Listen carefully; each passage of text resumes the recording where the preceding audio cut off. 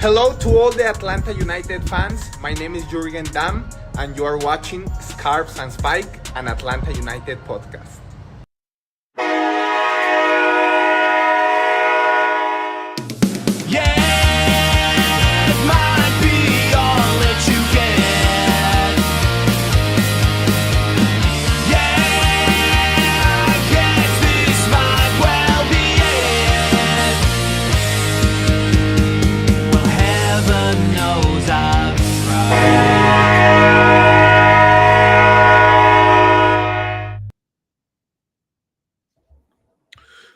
Welcome to Scars and Spikes, our match reaction podcast, which we look back on LA United's 1-1 draw against FC Dallas at Mercedes-Benz Stadium. Sitting in Tyler with you. Henry may be coming on. He might be coming on, Tyler. Or he might not. He might not. You never know. If he comes in, we'll tap him in. Tommy will be able to make it for this time out, but he will be back with us on Wednesday. How are you feeling? Atlanta United, you just never know what you're going to get. It's like a box of chocolates, too. Like Forrest Gump. So you were in the stands. I was in the perspective last night. I was in club seating with my work, right above level 100. So we were right behind the opposite goal of the supporters section. And by the way, go to scarsandspecks.com for all of the latest Atlanta United news, analysis, and opinion. Like, subscribe on YouTube, share our content, Apple Podcast, Spotify, and iHeart. We are broadcasting there as well. I was in the club level. And really good seats. Again, right above the 100 level. So got to see a perspective of the match that I don't otherwise get to see up in the press box. But it was good experience. It's a good experience. It was a draw, unfortunately, and not much to speak of attack-wise outside of Miguel Almiron's penalty, which I thought, and I know a lot of people thought this, Tyler, because you have Latte Lot on your fantasy, right? I do. We're all wondering, why did Latte Lot take the penalty? Ultimately, Miggy scores, which in real soccer is whatever. But if you're playing a fantasy soccer, you have Latte Lot, you kind of get hard done by that decision by Ronnie Dylight. I wonder if that's a plan, though, Tyler.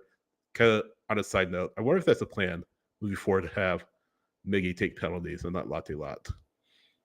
What do you think? I was asked about this a couple of times on Twitter. And I think if you ever try to understand the dichotomy of players taking penalties, you'll drive yourself insane. Because I know. It is, unless you have a coach, which most coaches won't do this, but unless you have a coach that just says, like, you're the one taking the penalty, the guy. then it's up to the players to kind of determine, like, who it is, and I think you're not going to go wrong with Miggy, right? I mean, the dude's been in the Premier League. Latte Loth, for all that he is, amazing. Wasn't in the Premier League yet. He was close. But he's got, Miggy's got the experience. He also has that, kind of experience being in front of the home fans at the Benz. He's maybe a little more comfortable because no matter how stone cold of a killer you are, stepping up to the spot in front of, 42,000 people or whatever it may be, like, that's a different level of pressure. But Miggy's been there before in that environment, and I think he's comfortable with it. Remember when there was that big fight, well, not a big fight between Chelsea players, like who's going to take the penalty? Like, we're going to be playing, and then Cole Palmer ends up taking it. But I just kind of thought about that. But sort of aside to what really, Tyler, was a pretty drab night for Atlanta United.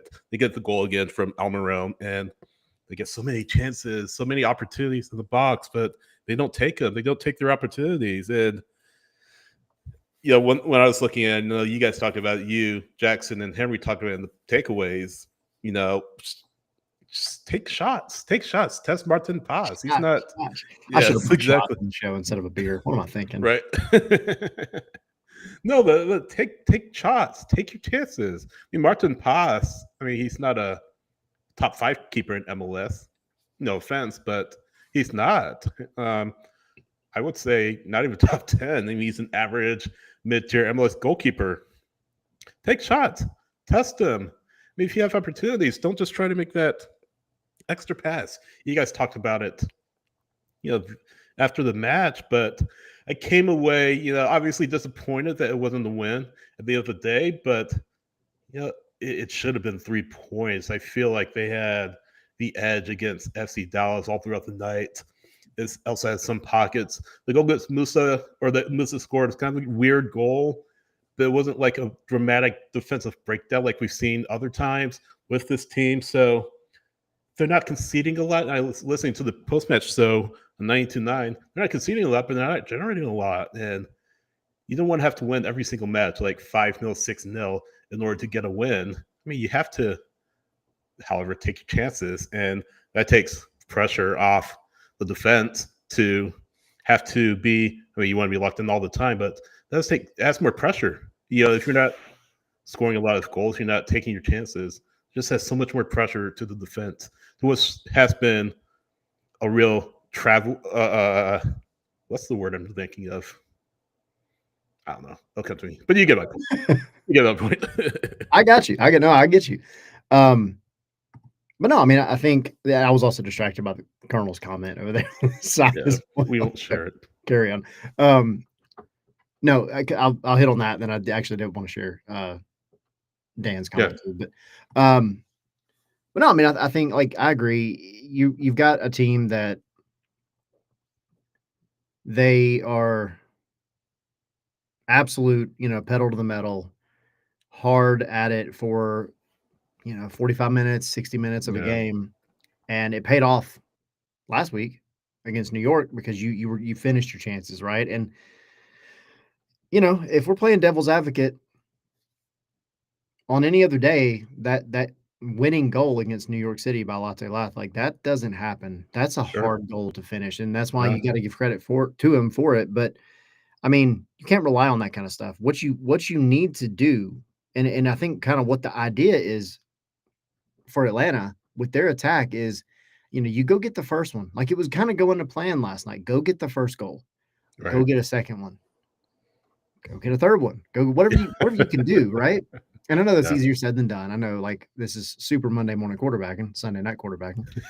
But like, that's how hard they go at it. And if you can, take a half and just go, put that much pressure on another team and net a couple of goals and give yourself a little bit of insurance, then you can take a step back and control the tempo of the game. And I've got an article that I'm going to put out this week about this. Right. But I think that's part of where it's not paying off well, because I feel like, and this is a perfect example, this Dallas game. Yeah. The first half, you're pushing.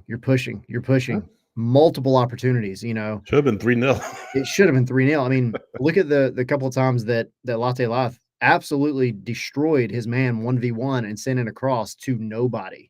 I mean, those were two easy tap-ins that he created himself, but there's nobody there. Tyler Wolf's not on the back post for the tap. Real Salt Lake. Yeah. So, it's moments like that where you gotta tidy that up. Go back to that fundamental. I'm going to use that word again. Fundamental soccer. Like, somebody crashed the back post. Somebody be there. You got crosses that were being sent in yesterday to absolutely nobody. But you go 0 to 100 for however long, then you can't sustain that, because it's impossible to sustain. It's not about fitness. That is impossible to sustain for 90 minutes. At some point, you have to take a step back and kind of control the game. But I think what's happening is you feel like, all right, like, we're a goal up, we need to go get the second one.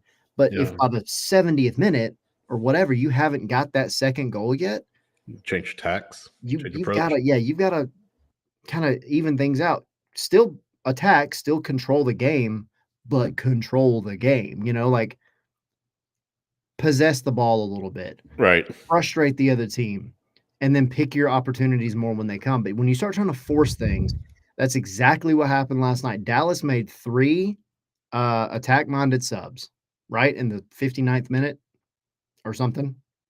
Yeah. In the 60th minute, Atlanta tried to play a ball out. It was a poor ball out of the back.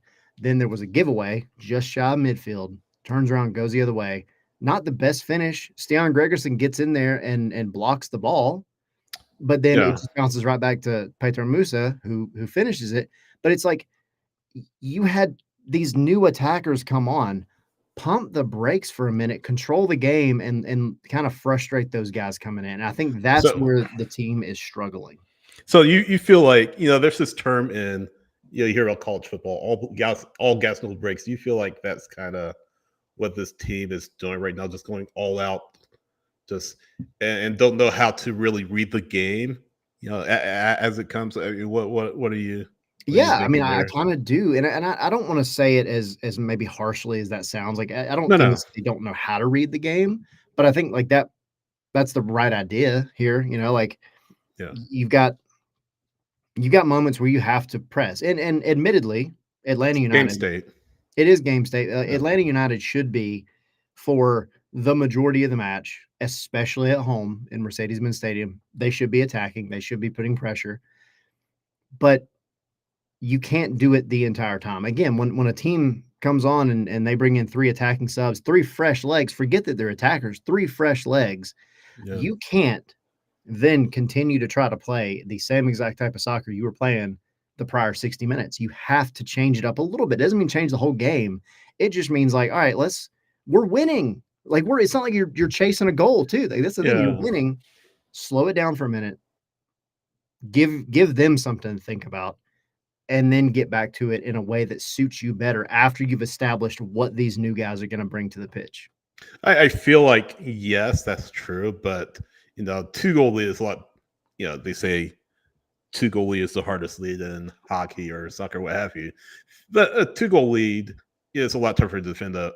Easier to defend, I feel like, than 1-goal lead, because if you're down 2, you're having to chase, and you have to get that first goal and then try to get that second goal. So I feel like that kind of puts the opposing team under the sword. So I feel like that's kind of Atlanta United's motivation at that point.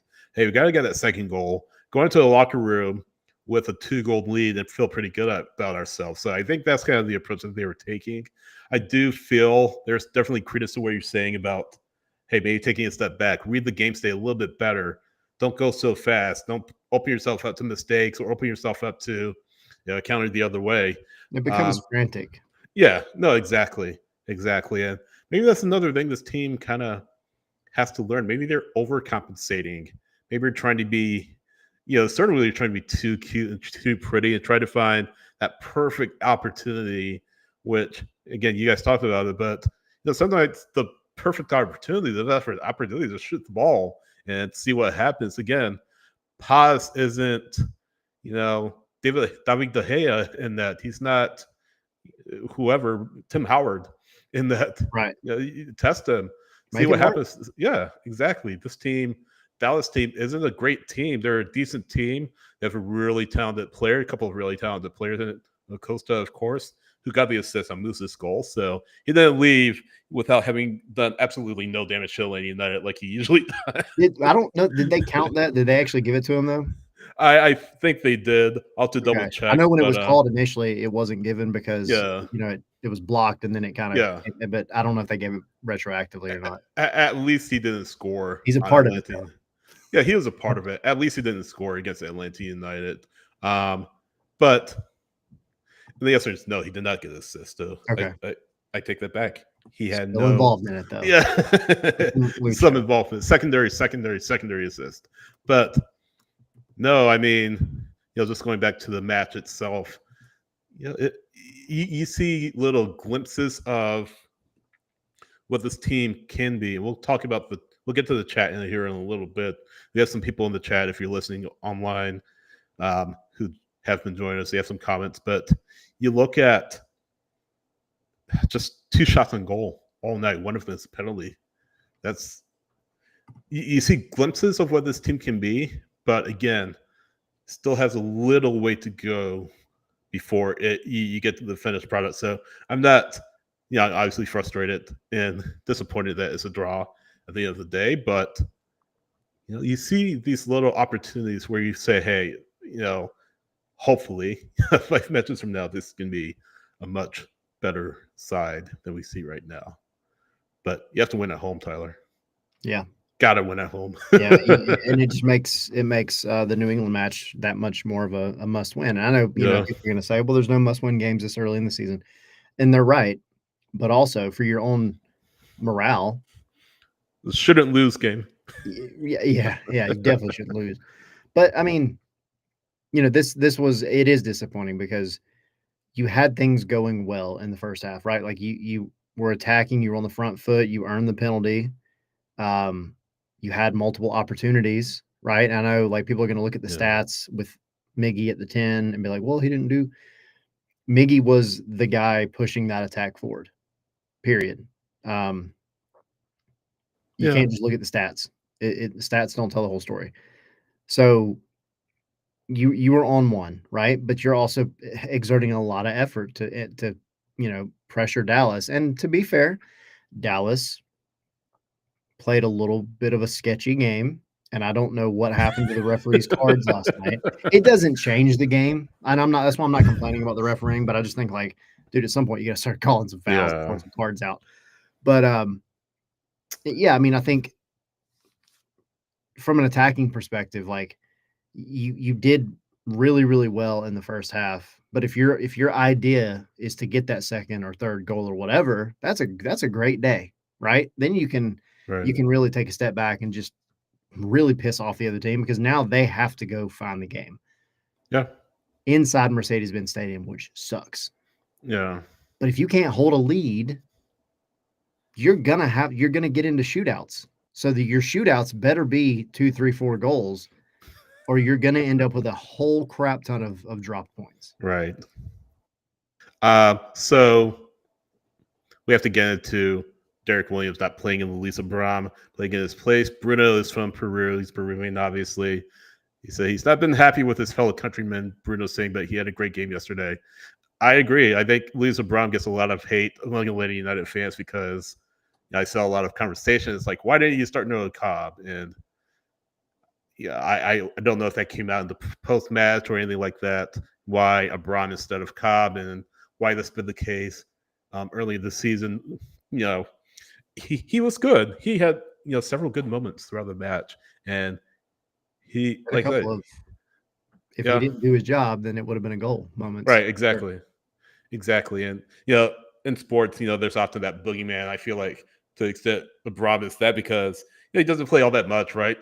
To be honest, when Williams is fit, but I thought he did good. I thought he had a good game. I agree with that assessment on LeBron. And one of the things I was scared about this match coming in is you're missing Williams, and Williams has been in a little bit of rough form over the past few weeks. Let's be honest.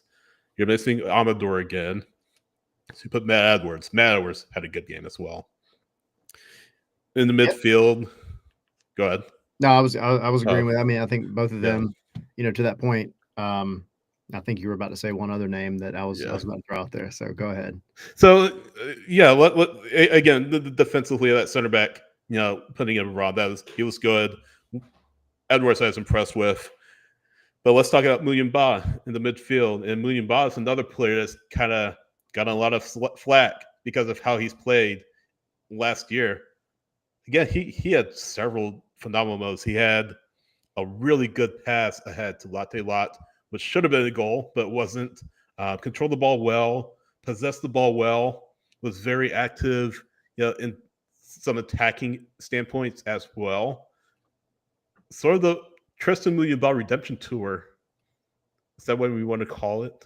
Hey, I'm down. 100%. I thought he was. I thought he was good. I mean, he wasn't mistakeless. Right. That up. Hey, he had a couple moments. Yeah, but I mean, inventing words. That's what we do here. But it was solid. I mean, I think Tristan Muyumba, we kind of talked about this a little bit last night on the 3 takeaways, but Tristan Muyumba is at his best when he is trying to win the ball back, essentially as a number 6. I get a little concerned. If you go back and watch the Dallas goal about the giveaway and the frantic kind of nature that it all happened, that's where I think he tends to struggle because I think out of anybody on the team that has trouble switching back and forth between fast-paced and let's pump the brakes a little bit, I think it's Tristan. I think when he's on, he is ready to go. He's on.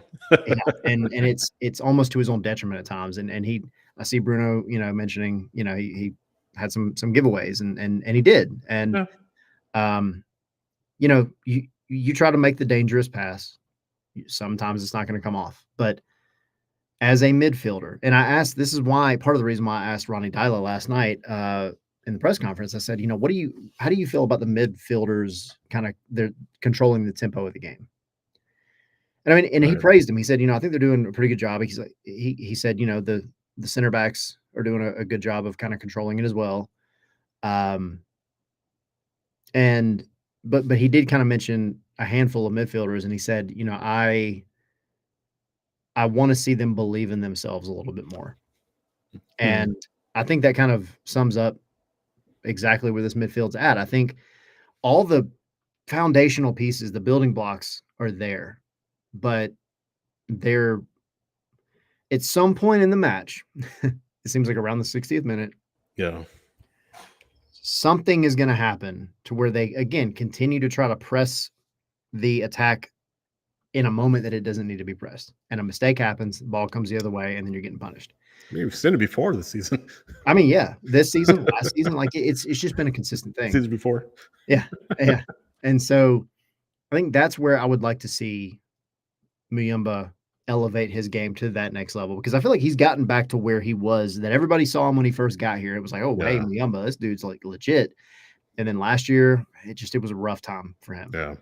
This season, I feel like he's getting back. It is that kind of redemption moment for him. But now to take that next step, I want to see you handle the midfield and control it and make it your own. When it's time to slow things down, slow it down. When it's time to go, he can go with the best of them. I mean, look at how he played out of the back yesterday on some of these moments. I mean, dribbling out of pressure. And that's a confidence we haven't seen from Muyumba in a minute. Is it because of playing under a new coach? Maybe you got too comfortable under Pineda. They felt like, hey, I can be a little more careless, and kind of like they slip a little bit. I mean, I'm not saying consciously, obviously, because no player goes out there and says, I'm going to play really poorly tonight, unless you're match fixing. But no, in all seriousness, no one says that.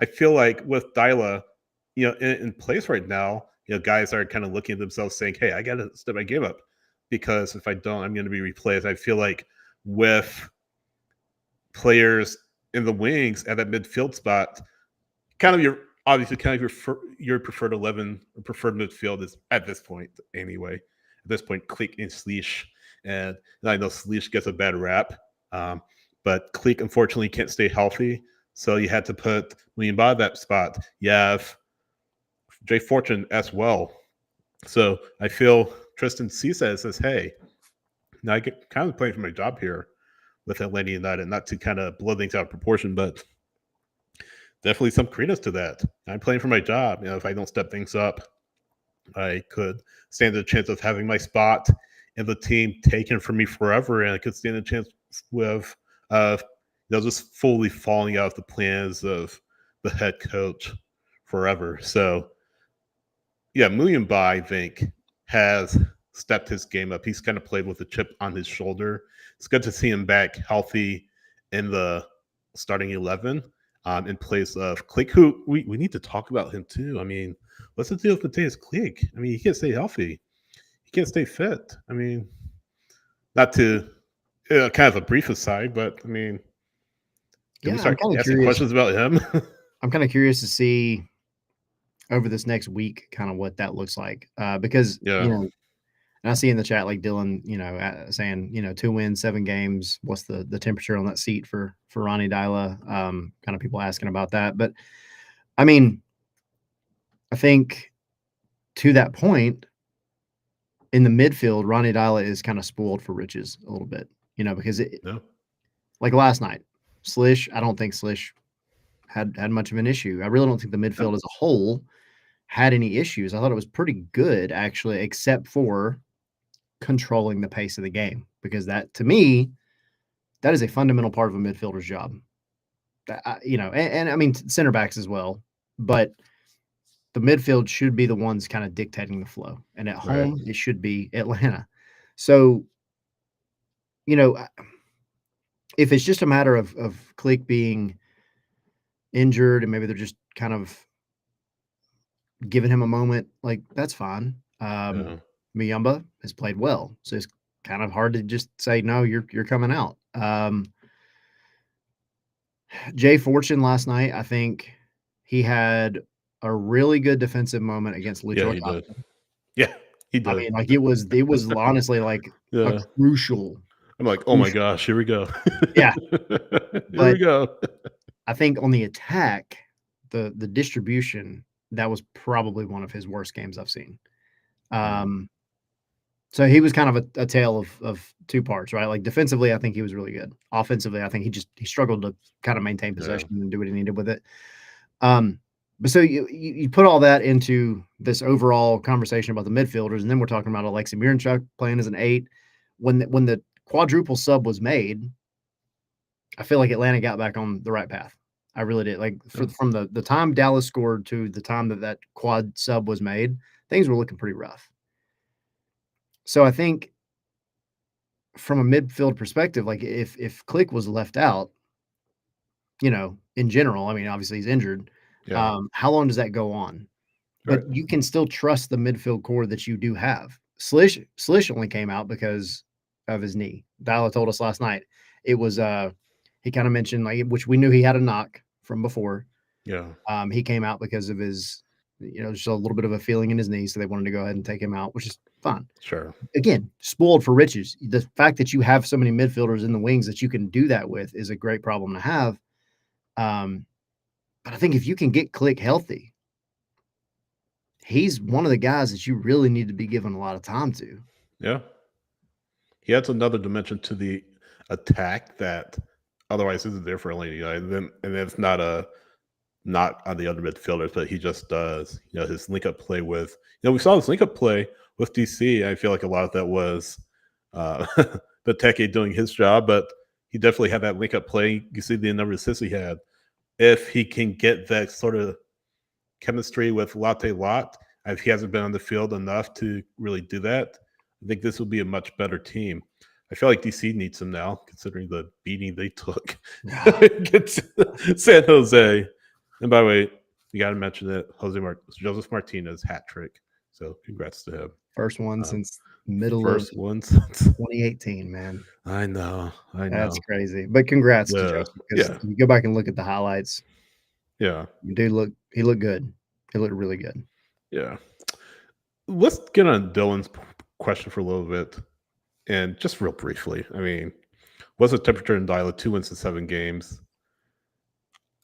I mean, no, I feel like he's safe. Like, I don't think Atlanta United is going to sack him mid-season. It would be different if Ronnie Dyla were coming in and just kind of coasting through press conferences, and we go to training and you're just seeing like, whatever. That is not Ronnie Dyla. Ronnie Dyla, he comes into these press conferences, he takes ownership. He takes responsibility. He's frustrated. He tells you exactly what the problem is. Now, fixing the problem, that's never the easy part. It doesn't matter what the problem is in soccer. Fixing it is definitely going to be an issue. And this kind of ties into, because I saw Raphael's comment a second ago about how I said about, fundamentals. The fundament. Yeah, like I said, that midfielders, one of their jobs is controlling tempo. And I thought they did well, but he's saying, they did well, but they couldn't do a fundamental job of theirs. Some coaches don't value midfielders as being the guys that control the tempo of a game. They don't. They just look at them as connecting pieces from the front to the back and as quick or as slow as possible. Dyla is not that kind of coach, I don't think. Right. So as an example, that is something I think he's going to look to fine tune. I think that he's going to look at, because he did mention yesterday in this press conference, like, the tempo, it was, it was controlled well, but there are things we can improve on. So couple that with when we go to training, and you've heard it from all of us going to training, and we hear like, what some of the stuff that Dial is, conversing with players about, trying to fix, trying to criticize and praise, whatever. He's going to go and he's going to make a big deal about, all right, we're not doing this again. And we're going to continue to work it out and figure it out. And is it hard to be patient with some of these things being fixed? Absolutely. but he is not the kind of coach that's just going out there and being nonchalant about things and saying, all right, well, whatever. Like, we just got to keep sticking to our plan. Like, no, he's like, all right, we're trying to fix things. We are working on it during training. Look at the subs that he makes. Look at the formations that come out. Like last night is a perfect example. I mean, Right. he's not just rolling out like for like subs. This dude put on, 2 strikers and like 6 midfield. I don't know. Like it was weird. It's a rough estimate. But it changed things up a little bit, right? So like he's trying different things to fix, kind of the way that the game is flowing at any given time. But then when you're not seeing him in the press conferences and in training, like he's doing all the things that a good coach should do. He's not just being whatever about it. And that kind of brings up the point. I mean, the players have to take ownership. We've said this numerous times. Ronnie Dyla isn't scoring goals. Ronnie Dyla isn't generating assists. Ronnie Dyla isn't the goalkeeper. Ronnie Dyla isn't defending. The players have to take ownership. They have to take his messages to heart. He definitely cares. He definitely is passionate about getting this team better. But what is the team doing about it? What are they taking on in training? How are they training? How are they performing on the pitch? And those go hand in hand, right? You play how you practice, you play how you train. And again, you see glimpses of what this team can be, what this team can do. Unfortunately, through 7 matches, they haven't put it all together yet. But again, players have to take ownership. They have to take accountability, and they have to take responsibility for what's going on out there. Because if they don't, I mean, they're going to fall further and further behind the 8 ball. You're not at the point where, it's crisis mode. It's 7 games in. But the further the season goes, I get more and more of a sense of what this team will be, what the identity is of this team. So you got to clean up some of the things. And, I know we're kind of beating a dead horse at this point and saying the same thing we've been saying over and over again. But you have to have hope at some point it clicks with this team.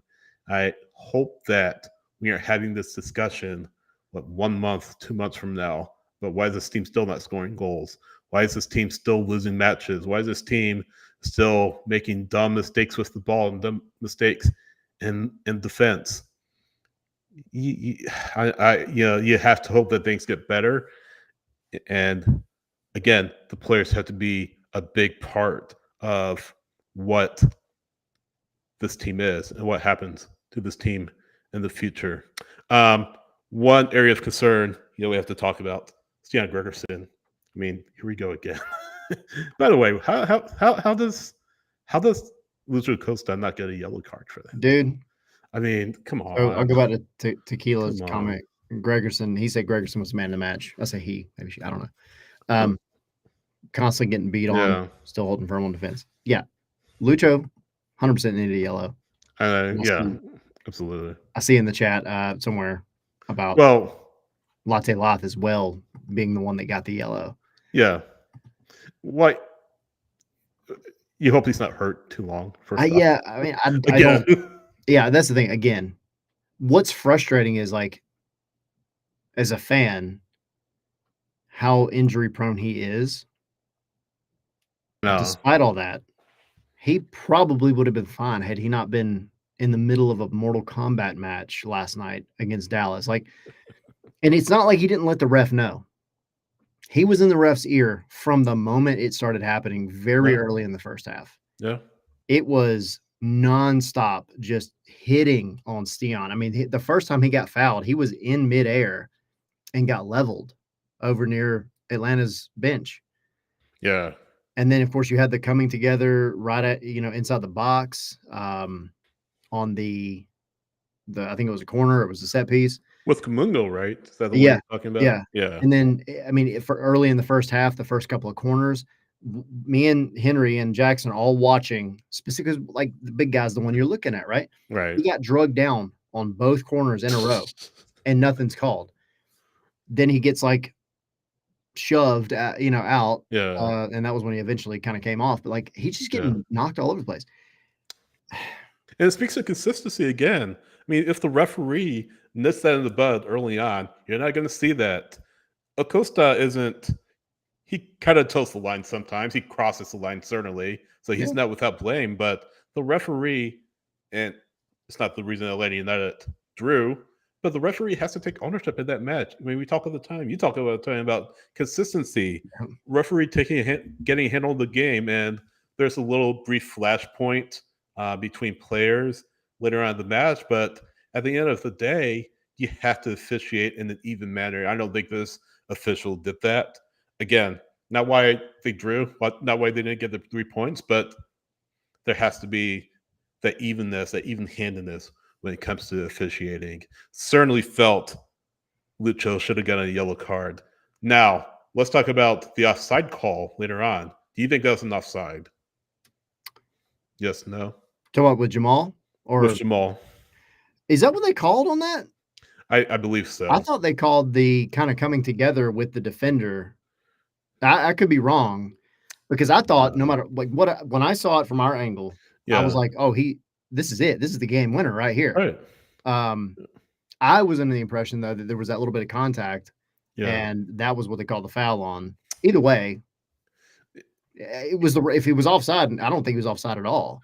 Yeah, me neither. Me neither. So, and if that wasn't it, I totally disagree that it was a foul in the first place. It was if it was contact. If it was light contact. That's the thing, and I know I see, Colonel saying, please don't whine about the refs. Like it's not about whining. This is about, mentioning like we're talking about the whole game.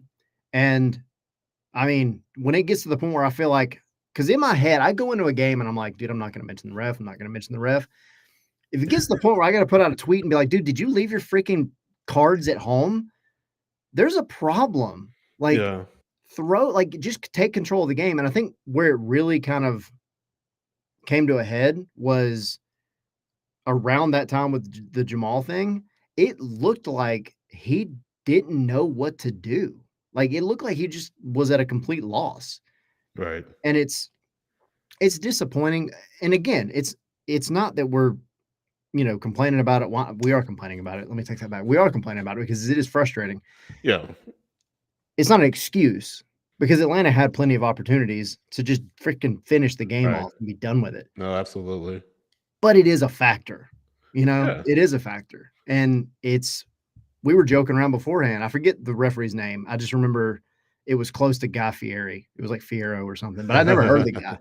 And I was like, this is either going to be really good or really bad because I've never heard of him. It wasn't really, just to that point, it wasn't really bad. No. I mean, but it could have been much better. And again, it's not, you don't want to blame the referees and the officiating, for the result, but, it is a part of it. And I think the onus as the players in opportunities or situations like that to not let it get into their heads, not protest. I mean, they will protest. They have the right to protest, but not like get to their heads and affect their play throughout the match. I don't think you've seen that about Atlanta United. I don't think you've seen that with them. You certainly saw Gonzalez Perez not shy about getting to the face of the referees, Franco Escobar, guys like that. You don't really have that with Atlanta United, which is good. Yeah, I mean, I think you do need a little bit of it though, because other teams, they have this new captain can only speak to the ref rule, and that gets ignored by everybody. Don't they have a don't they have, or maybe this is just overseas, don't they have like an 8-second rule for goalkeepers? They have to kick the ball within 8 seconds, 6 seconds, whatever. That gets ignored. So. Yeah, 100% ignored. The only place that rule is ever enforced is in FIFA. Right. No, exactly. And Omar, like he's saying, if y'all going to criticize the refs and write articles, I've done it. I've done that. I've written articles where I just went off. Yeah. It is irritating. It is very irritating. And here's the thing about, and asking for clarification. Here's what you get when you ask for clarification. All right. Because we've done this too. You get a boilerplate answer. You get a complete bullcrap answer. And here's how you do it. You have to write on a piece of paper. And when I say a piece of paper, I mean a printer ripped off piece of paper. Go have it be delivered to the ref. And then you get a response back on that piece of paper that says, well, this was called a foul because I saw contact between this player and this player. And that's it. That's all the explanation you get, which is crap. To their credit, I mean, they have to be diplomatic about that. Diplomatic about it, or Give a reason. Give a well, reason. You know, like I feel I like don't deep know, down man. inside, they know they screwed up, but they don't really want to make too much of it. So that's Yeah. just my theory. Definitely. What do you think of Silva on the left wing? I think he has some positive moments on the left, and I think Saba has some positive moments on the right. Again, couldn't put it all together attack wise, and that's unfortunate. Again, just feels like they're trying for that one perfect shot, one perfect opportunity, you know. And I think that's part of, hey, things aren't going our way. We gotta try extra hard to make things happen, you know. And they by no means had a bad game against Dallas, but again, test the keeper. Saba had almost a goal of the week from a really weird angle inside the box. I mean, you saw that. That was going in. Um, you need more of that. Silva, he had a shot from distance. You Mhm. need more of that. It Just was a keep good one. testing the keeper. Yeah, they weren't poor shots. They gave Pass something to think about, certainly in both situations. Do more of that. Yeah. William Bob, we hear this been brought up. I don't want to take it from William toward William Bob, but for him, take more shots. Leash isn't afraid to take shots. Heck, if you're a center back, maybe try to take a shot from distance. Deion But Gregerson's been in that position a couple yeah, of times. He yeah, just decides to run up the pitch with the no, ball. Like, hey man, finish it. Just take a no, shot, dude. no, absolutely. But yeah, Silva and Saba, I think, weren't terrible, but I feel like on a better day, the two of them would have had a goal each, I think. Yeah. What's your assessment on how they played? Especially Silva, because Silva gets a lot of mention around here. But yeah, how do you think they both played? I kind of give you my 2 cents. What do Yeah. you think? I actually thought Sean Day was pretty solid. I think it was one of his better games he's had in a while. I mean, I think he played a lot more confident than he has lately, similar to how Miyama's been playing. It wasn't he wasn't as involved as I would like. Um, but you mentioned the one shot that he fired off pretty early in the second half, and that felt like, all right, like this is kind of what we need. But then after that, like that crap died off from everybody. Yeah. Those that really like kind of threatening shot from outside the box because I mentioned it a little bit last night, but you have a team that has guys that can put one in the top corner, right? Make the goalkeeper nervous. Yeah. Take those kind of shots. And Shonda was getting in the positions. He was confidently taking guys on 1v1, Right. created multiple opportunities, especially in the first half coming down that left side, beat his man multiple times. And then he kind of started drifting into the midfield a little bit. Well, I say midfield, Yeah. outside the top of the box Yeah. and getting kind of involved. And Latte Lath would drift over almost to that left wing. It was kind of an interesting interchange between the two of them. And I thought it worked out well. And I actually thought he worked pretty good with Matt Edwards over there. Yeah. So, I mean, I thought it was a pretty solid game from Shonda. And I mean, I hate that he doesn't have anything to show for it, but yeah. I mean, at the end of the day, like this goes for everybody. Shoot the ball. Yeah. Because you have the talent, man. It's there. You do. Be more selfish. Be more Yeah. selfish, please. Yeah. As I said a few minutes ago, on another day, maybe we're talking about 3-1 win or something like that. But that's just unfortunately, that's how the game is. That's how football is sometimes. But Atlanta United, this is certainly 2 points dropped. Again, I said it earlier. This is a team that is kind of a little maybe too tense, and I think maybe they overcompensated just a little bit. And I think again, that extra pass, that extra touch, you have to be quicker. You have to be more responsive. You have to be, more ruthless in the attack, and don't be afraid. If you get it saved, if you miss, you miss. You get it saved. Just go back out and go again and try again. I think if this team can learn to not complicate the game so much, they'll be much better. But right now, it just seems like they're overcomplicating things. Just go back to basics for the most part. Go back to fundamentals. Kind of take your word from you, and Man, it's a good F don't. word. Yeah, a F word we're comfortable with saying on here. No, but stick to your fundamentals. By no means was it a terrible match. It's certainly from start to finish a much better match than you played for like what 60, 50 minutes Yeah. against NYCFC. So that's something you can go into this match week against New England with. New England, by the way, lost again. I mean, do we put Caleb Porter on fire watch after another loss? Do you put Troy Lucine on fire watch after getting blitzed by San Jose? Yeah, that was rough. But yeah, it was. But you have Revs team coming in here. We'll talk about this midweek later on in the week. You have a Revs team who certainly are looking for answers. They're desperate. They're looking to get a win, at least a win, to take a next step in salvaging their season. So you can't take this team lightly. You can't go in and waltz in and hope to walk off the pitch with 3 points. This is not a must win, like we said earlier, but I can't lose, because if you lose this, there's going to be many more questions to be asked about what this team will be moving on later on in the season. Anyone else kind of stand up to you from the match against Dallas?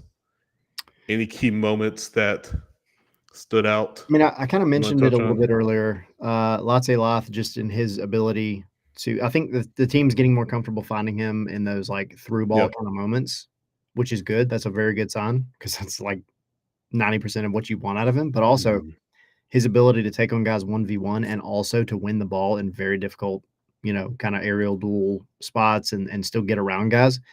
That was kind of a different level of his game that we haven't seen a whole lot of. Yeah. And again, missed opportunities. The fact that he created 2 beautiful crossing. This is not a cross from like over near the touchline. This is a cross from inside the box that would be a tap in if somebody were there. That's a missed opportunity, and that's frustrating. Yeah. Besides him, I thought, and kind of group them all together, but I thought the subs that were made, we haven't really talked about Alexei Miranchuk, but I think Alexei, when he came on, and Dylan dropped the comment at the perfect time. He said, is Miranchuk better off the bench? I don't know that he's better. I do think there is a universe where you can have him on the pitch literally as that tempo controlling number 8 with Miggy still at the 10. But I thought when he came on, he did kind of help settle the game back down a little bit. I thought he kind of control it, which is what you want out of a midfielder and a designated player. Still want to see him be a little bit more goal dangerous, a little bit more, creative. But if what you get out of Alexei is the ability to control the pace of the game and pick out any of the really good attackers that you have up top, dude, I'll take that all day. So he's one. I mean, I think I got to give another quick shout to Matt Edwards. I mean, Matt. Yeah. If Matt Edwards could, in the beginning of the season and the preseason, one of the things that he was kind of harped on was a little bit of his fitness and his first touches. He's improved immensely, both of those things, which is kind of staggering considering how short of a time it's been. He's gotten really good just with that first touch, the ability to control the ball, and then also he's playing significant minutes. Now, I want to see that man absolutely win some aerial duels. Right. He has a weird knack for getting on the end of corners and just can't do anything with them. Yeah. That would be the next step. I would love to see him just kind of be more confident in his aerial duels, his attacking headers and things like that. But I mean, overall, though, I thought he had a pretty good game. Yeah, he did. And again, that's part of the growth of Edwards. I think as the season goes on, as he gets that more experience with Atlanta United, the first team, he's going to get more and more comfortable with what he does out there. Cobb came in the second half in place of Abram. Again, let's get into this discussion real quick about Cobb versus Abram. Which one do you pick? Cobb is obviously younger, maybe not as experienced, but Abram is more experienced, but maybe doesn't see the field all that much. I mean, is this a situation where it's Abram until Cobb shows something else in training? We don't know. We don't see, but maybe a couple of days of training out of the week. If at that, we only see a few minutes, so we don't know what all happens in training. We don't know if it's Cobb isn't training as hard as Abram or anything like that. Just for now, at least 7 games, it looks like whatever reason, and not necessarily seeing this from a negative standpoint, but it seems like Ronnie Dyler rates Abram at this point over Noah Cobb. Now, whether that will change later on this season remains to be seen, but that's just where we are right now. And again, Abram did well against Dallas, but maybe we do see more from Noah Cobb later on, especially because he is young. You know, he does have that talent, that fitness that Abram does not have. Yeah. I mean, it's sort of a good problem to have. You know, you have plenty of depth there that you didn't have, you know, in previous years. And we haven't talked about Efrain Morales at this point yet, but you have depth at that spot. I do want to see, you know, if we see more of Cobb later on the season, you know, if we see him pop up more in place of Abram or come in the second half, maybe last 30 minutes or something like that. Yeah. I think to me, Noah Cobb is the future center back of this franchise, like main center back of this franchise. I see Omar's comment. He said, no Noah Cobb over Williams. I mean, I think maybe some of it just comes down to valuing that experience back there, which is fine. I mean, but I think at times, I think when you have Noah, you're getting a very athletic and very high IQ young player who still has a lot of room to grow. You also have Steon Gregerson, who not many people are going to beat that dude in a foot race, if we're being honest. Right. Like he can't stay fit though. Way fast. Yeah, exactly. But that dude is way faster than he should be. So, but like when he's on the field, you have the athleticism to kind of put out fires. Then on the other side of that, you have Abram or Derek, who maybe are normally the higher IQ players, but they're not maybe as physically gifted as the other side. And maybe that's where that kind of equation comes in. You mentioned Efrain Morales, and then I saw back in the chat, maybe it was Sakila or somebody had mentioned Cayman Togashi. I'm just giving a quick shout out to them. Yeah. Because Efrain has been killing it with the twos, and we saw him with the first team last year. I would take him to be moved up any day of the week as well. Cayman Togashi, the twos started playing today, and that game got abandoned. Well, because of the torrential downpour and lightning. But in that 25 minutes or so that the twos played, Efrain Morales was phenomenal. Cayman Togashi was also amazing and provided the assist on the Atlanta goal that they had. So yeah, to that point about maybe broader with some of the young players that are kind of waiting there. Cayman Togashi's not young, but he's that backup. Right. You have options in so many positions, and I would love to see some of them, like the Noah Cobbs of the world, just get more of a run out. Give them more time. See how things get kind of weird. I mean, look at Togashi against Cincinnati and what he did just from playing fundamental football. There it is. You don't have subs who can't make impacts like you have had in the past. Yeah. You have subs who they can handle business, which is a great problem to have. No, absolutely. Credit to the front office for bringing in those players, especially Togashi, sort of a lightly recruited player, but you bring him in from the J League, and what have we seen from him preseason and sporadically as the first team, certainly with the twos, he's done well. Yep. What else? They touch on a lot. Yeah, we're all over the place. We'll definitely talk about this on Wednesday as well. Yeah. TJR saying Campana. Good old. I saw that video pop up again today. Brad getting shoved into the goal. Yeah. Miami. And every time that man gets on the ball, he needs to get booed off the pitch. Yeah. Hopefully he doesn't score against Atlanta. No, please no.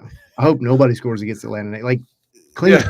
Give me a freaking clean sheet and go and win 2 or 3-0, please.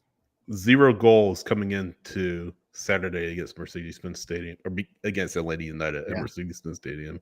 Do not be the team. Do not open your account against Atlanta. Go without a goal for at least one more match. Yes. Leia, just one more match. Yep. But no, I mean, I think overall, like, that kind of, we've hit on a lot, but it sums it up. Like, it is disappointing. And I mean, Ronnie Dallas said it last night in the press conference. He's frustrated because they should have killed the game off earlier. And really, that's about what there is to be said about this game. Like, you missed opportunities that you should have put away, and then you couldn't hold a freaking lead. Like, if you're not going to get the opportunities and finish them, don't get frantic and then make stupid mistakes, which this was not the stupid mental mistakes that we've seen in the past. This was just a bad giveaway. It kind of, went the wrong way, whatever.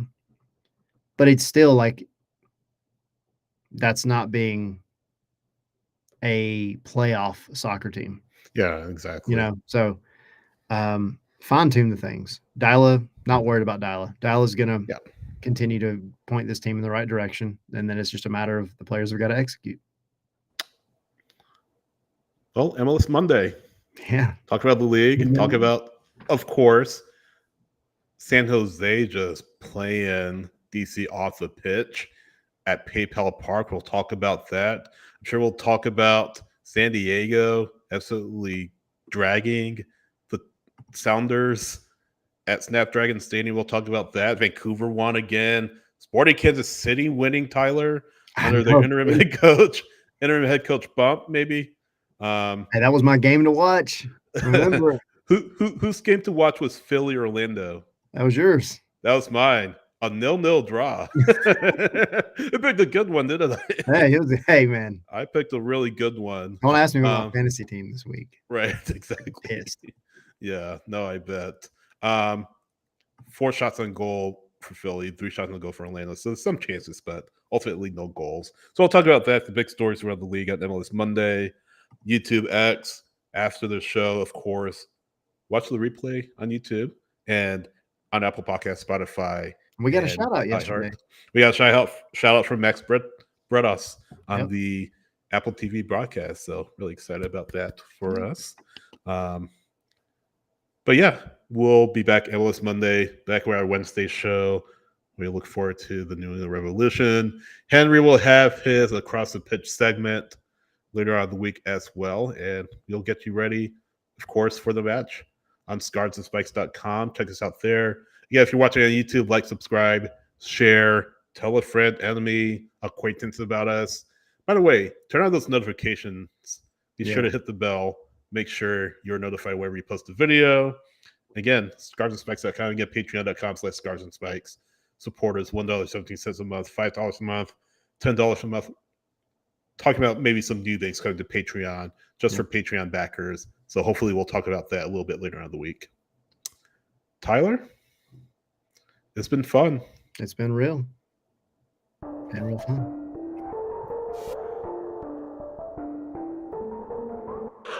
Back at it again in less than 24 hours. Yes. All right, so now this is the moment where I say something stupid. I can replace Tommy for tonight. What do I want to say?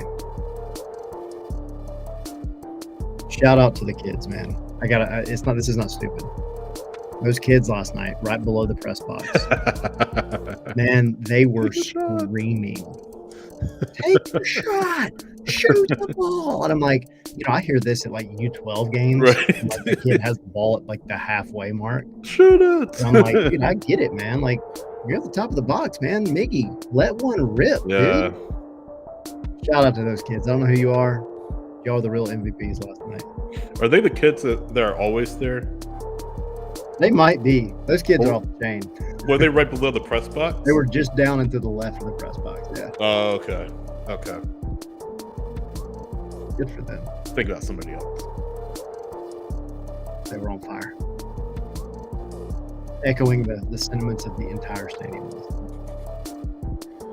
feel like DC United's season is on fire right now. Yeah. Just a little bit. Yeah. Thanks, everyone.